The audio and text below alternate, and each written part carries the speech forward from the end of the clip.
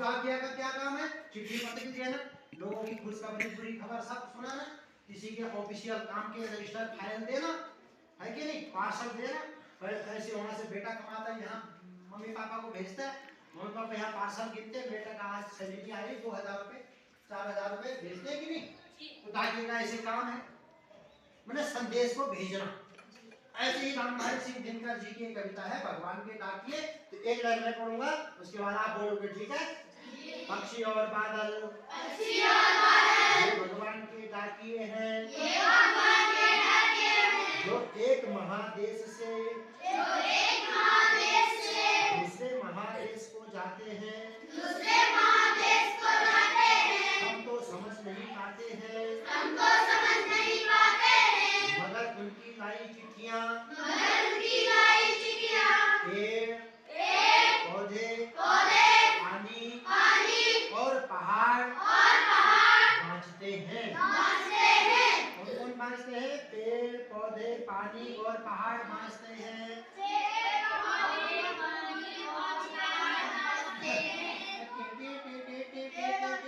क्या बोलेंगे? पेड़ पौधे पानी और पहाड़ बाँचते हैं। कौन बाँचता है?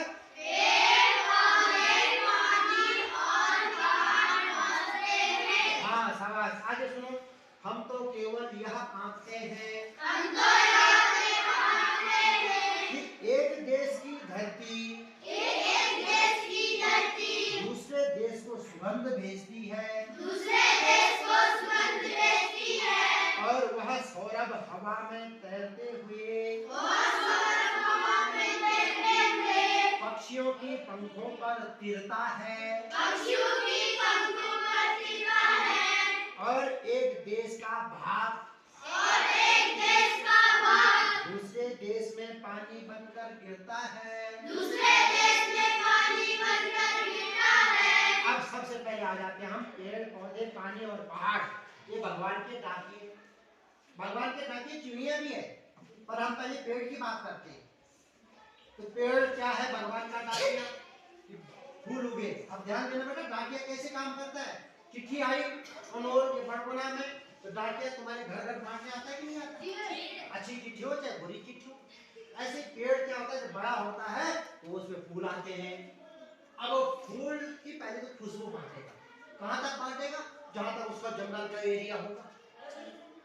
उसके बाद फूल से फल आए तो लोगों को फल बांटेगा, गोई को बांधेगा, बांदर को बांटेगा, घूर को बांधेगा, घूर का खड़ सुंगार बांदर, तोता चिड़िया पक्षी आदमी सबको फल बांटेगा, सब खाएंगे उसके फल। किसी को कड़वा फल मिलेगा, किसी को मीठा फल, किसी को खट्टा फल मिलता है कि नहीं? तो सब वो बांटेगा। अंतिम में उसके क्या बचेंगे? बीज। क्या बचेंगे? बीज। वो बीज भी गिरा देता है। अब बीज गिराए, ऊपर से पानी से बहा गए वो बीज, कोई उस धार में बहा, कोई उस धार में बहा, कोई उस नदी के कोने में बहा, तो उस बीज से क्या हो गया? फिर पेड़ पौधे उगेंगे। तो बांट रहा है कि नहीं बांट रहा है? जैसे चिट्ठी बांटते वैसे बांट रहा है ना, तो पेड़ भी बांटता है। दूसरा आ गया पौधे, छोटे छोटे पौधे। आपने देखा होगा यहाँ पर फूलों के पौधे लगे हुए, नीचे फूल है कि नहीं? ये पौधे क्या बांटते हैं?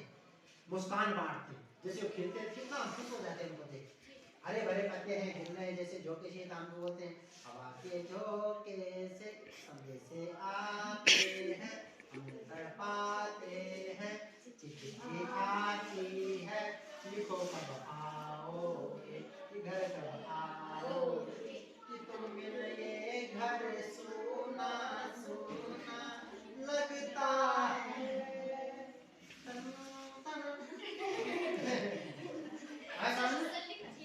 अब देखो वहां पर वो जो पिक्चर है, कितना पता नहीं, शायद बॉर्डर पिक्चर है, उसमें संदेश लिखते हैं कि अपने उसको अपने घर परिवार की याद आती है तो संदेश लिखता है।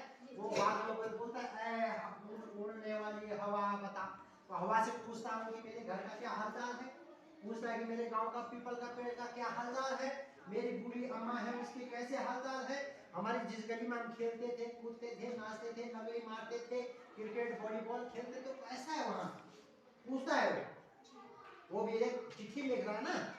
ऐसे ही छोटे छोटे पौधे भी अपनी खुशबू बिखेरते हैं फूलों की। जब खुशबू बिखेरेंगे तो खुशबू कौन सी तुम्हारे घर तक ही बिखेरेंगे, ये पता चला कि इसके साथ झगड़े हुए थे, इसको खुशबू नहीं बिखेरनी, ऐसा तो नहीं है। वो तो क्या करेंगे, वो सबको खुशबू बिखेरते हैं, झगड़े हैं नहीं होते, किसी से झगड़े थोड़ी। अच्छे व्यक्ति झगड़ा नहीं करता कभी किसी से, तो वो सबको खुशबू बिखेरता है। भाई तुम्हारे घर में अच्छी चीज है तो तुम लोगों को अच्छी चीज दोगे, और तुम्हारे घर में अगर बुरी चीज है तो, मैं अगर चोर हूं तो क्या करूंगा, चोरी तो करूंगा।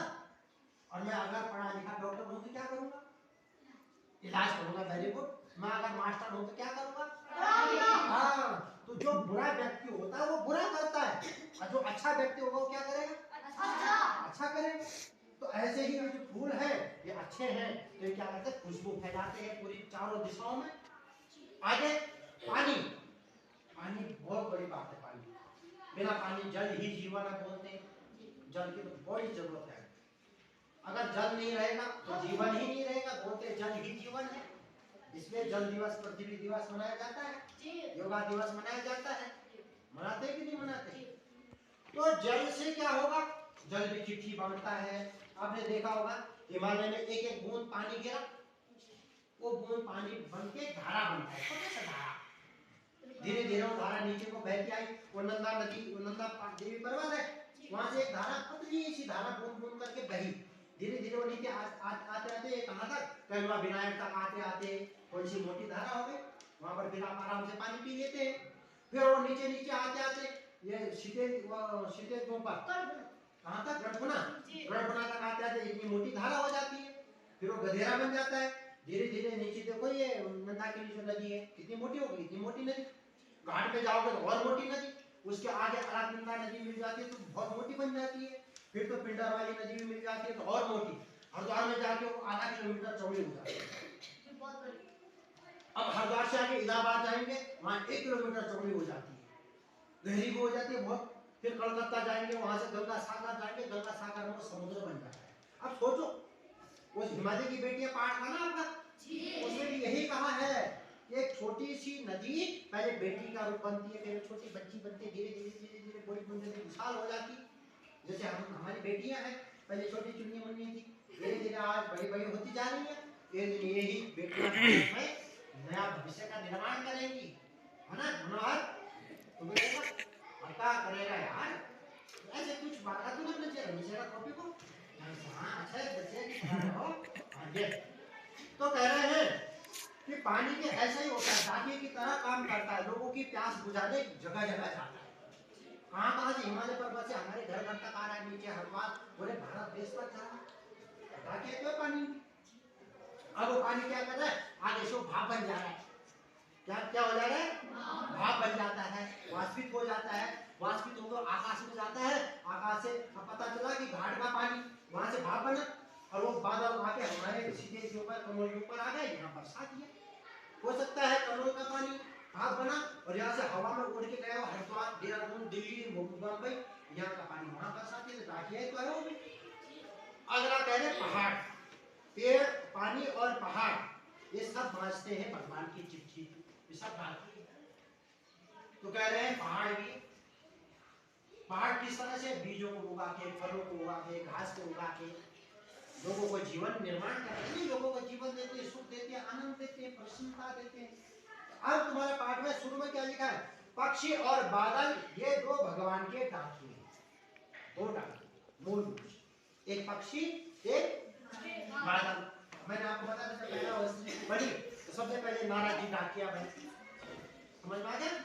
ऐसे ही पक्षी आपका पहला डाकिया है। तो पक्षी क्या करता है, फलों को खाता है, फलों को खाने के बाद बीज भी खा लेता है, बीज खाने के बाद क्या करता है, दूसरी जगह उड़ के जाता है, वहां वीट कर देता है। क्या बोलते हैं आपके पास में, टट्टी कर देता है। और जब वीट करेगा तो वहां पर उस पक्षी के खाए हुए बीज से पेड़ उगा। तो कहाँ का पेड़, हरिद्वार का पेड़, वहां से पक्षी ने सेब खाया, बीज उसके पेट में आया, उड़ के वो यहाँ आया, यहाँ एक सेब का पौधा जम गया, ये भगवान का डाकिया। हो सकता है हरिद्वार में एक पक्षी था, वहां क्या कर रहा था, वहां से उसने कोई संदेश लेकर अपने मित्रों के साथ यहाँ भी करने लगे। आप उदास होते बैठे थे, तब तक अचानक से तुम्हारे सामने फुदकने लग गया, तुम खुश हो गए, ये सब है तो वे क्या किया। दूसरा ये पक्षी किसके रूप में बांटता है चिट्ठियों को? पेड़ों के रूप में, पौधे के रूप में, पानी के रूप में और पहाड़ के रूप में। दूसरा है बादल। एक गाना है, पंछी नदियां पवन के झोंके किसी आजा बेटा चाय नहीं पिया, ये पानी का गिलास ले। तो कह रहे हैं एक महादेश से दूसरे महादेश को ले जाते हैं, हम तो समझ नहीं पाते हैं। बादल और चिड़िया मतलब चिट्ठी पत्री को एक देश से दूसरे देश ले जाते, पर हमें पता ही नहीं चलता, खाना कब नहीं लगता। सोचो, अब जो कि पोस्टमैन आता है, हमें भनकवा जाती, उसके पास बसता रहता है, और वे पोस्टमैन जी क्या ला के बोलता है, उस गांव का, उसका मनोहर का लेटर आ रखा है, पंकज का लेटर आ रखा है, रवीना का लेटर आ रखा है। बोलते कि नहीं बोलते? पर चिड़िया नहीं बोलती, ना बादल बताता। बादल ने बताया कभी कि मैं हज़ार का पानी तुम्हारे गांव में बरसा रहा, नहीं बोलता। चिड़िया कभी बोली वो सामने वाली धार में मोना टॉप का खजूर खाया हुआ मैंने तुम्हारे गांव में गिरा दिया, बोला नहीं, बोलो चुपचाप काम कर जाते। तो कह रहे हैं एक महादेश से दूसरे महादेश को ले जाते हैं संदेश। कैसे ले जाते हैं हम तो समझ नहीं पाते हैं, मगर उनकी लाई चिट्ठियां पेड़ पौधे पानी और पहाड़ बांधते हैं। इन दोनों की चिट्ठियों को कौन बांधता है? पेड़ पौधे पानी और पहाड़, चार चीजें बांधती हैं दोनों की चिट्ठियों। किस किस की चिट्ठियों को? बादल और पक्षी, पंछी और बादल की चिट्ठियों को चार लोग बांधते हैं, पेड़ पौधे पानी और पहाड़। अगला कह रहे हैं हम तो केवल यह आंकते हैं कि एक देश की धरती दूसरे देश को सुगंध भेजती है। हम तो केवल इतना ही समझते हैं कि यहाँ अगर मैंने फूल उगाए हैं, बगल में बॉर्डर है पाकिस्तान का या चाइना का, तो हो सकता है यहाँ के फूलों की खुशबू जाती होगी वहाँ, इतना ही समझते हैं। और ऐसा नहीं, यहाँ हो सकता है भारत देश में चिड़िया ने दाना पानी खाया और उड़ के पाकिस्तान में चली गया, वहाँ पे पौधे उगा दिए। हो सकता है बादल ने यहाँ से पानी इकट्ठा किया बाग बनाकर और उड़ के पाकिस्तान चाइना में चले गया, रूस में चले गया, अमेरिका में चले गया, वहाँ उसने पानी बरसाया। कहाँ का पानी?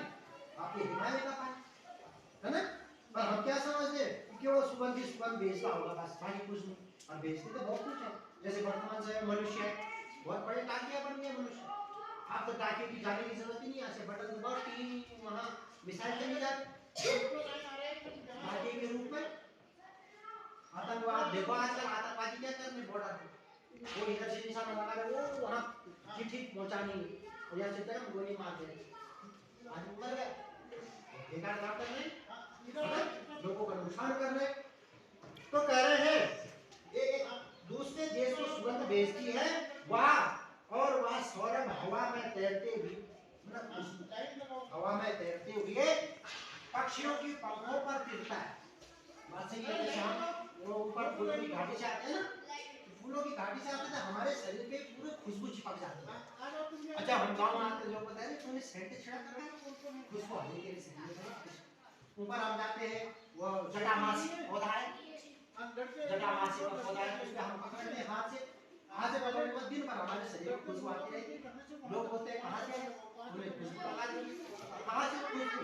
कैरवा हिरोया की, रूपकुंड की खुशबू, नंदा देवी की सूर्य पर्वत की खुशबू यहाँ तक आ रही है।